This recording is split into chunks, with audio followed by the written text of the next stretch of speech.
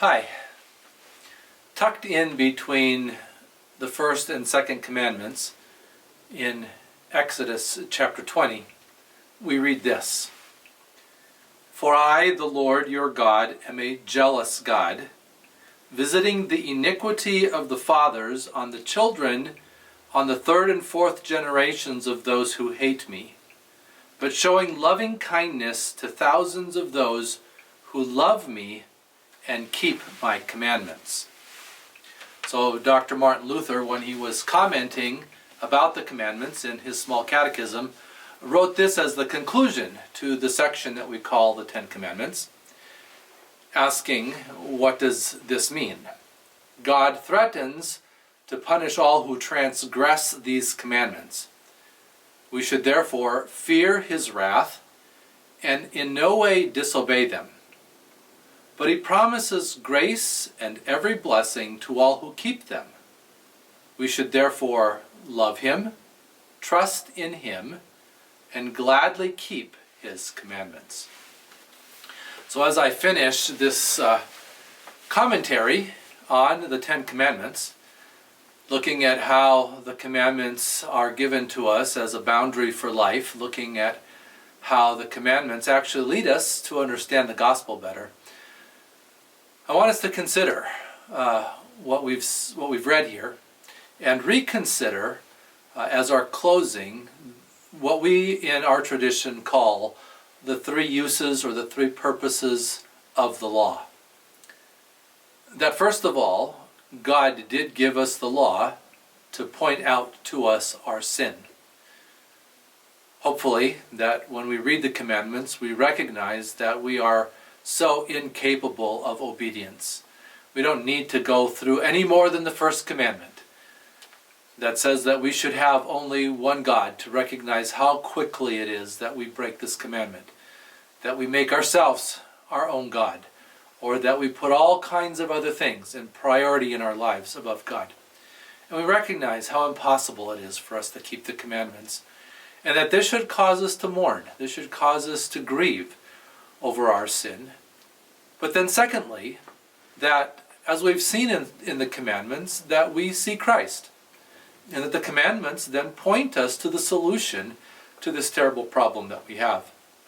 We can't obey, we can't meet the standard that God has set for us, as we read in Romans chapter 3, all have sinned and fall short of the glory of God. The glory of God is the standard that God has set for us to be in his holy and awesome presence. And because of sin, we can't be there.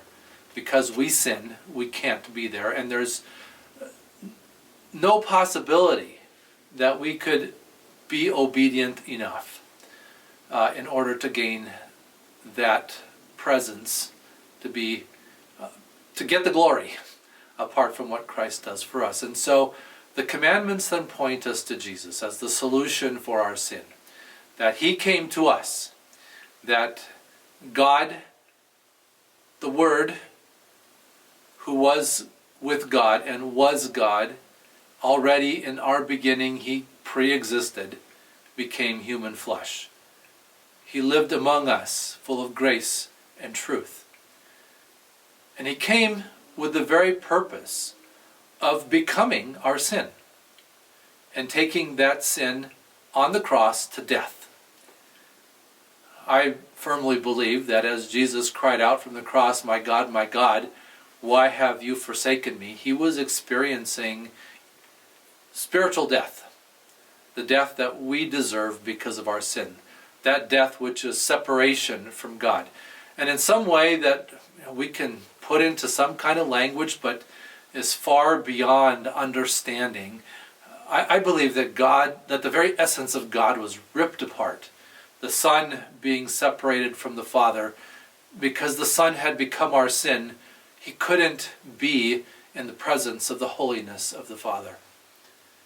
But I also believe that just before his death on the cross, when Jesus cried out, "It is finished," that he had accomplished his purpose for us. That in becoming our sin, he also paid the penalty for our sin, that is death.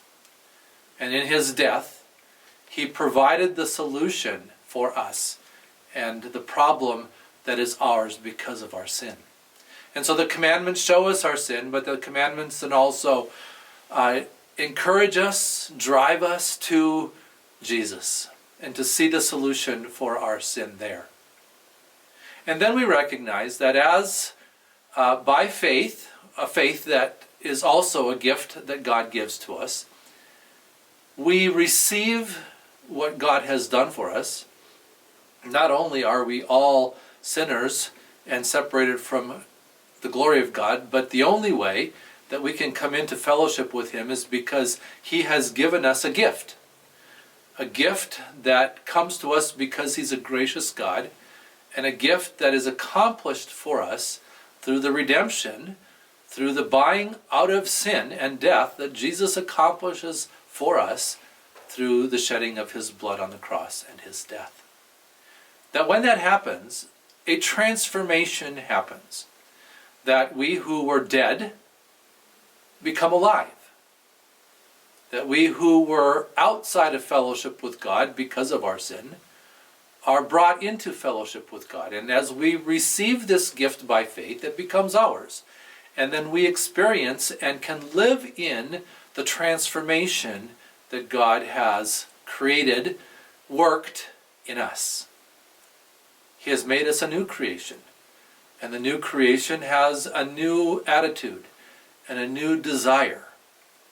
And so we are encouraged to walk as children of the light because we have been taken out of the darkness of death and brought into the light of life.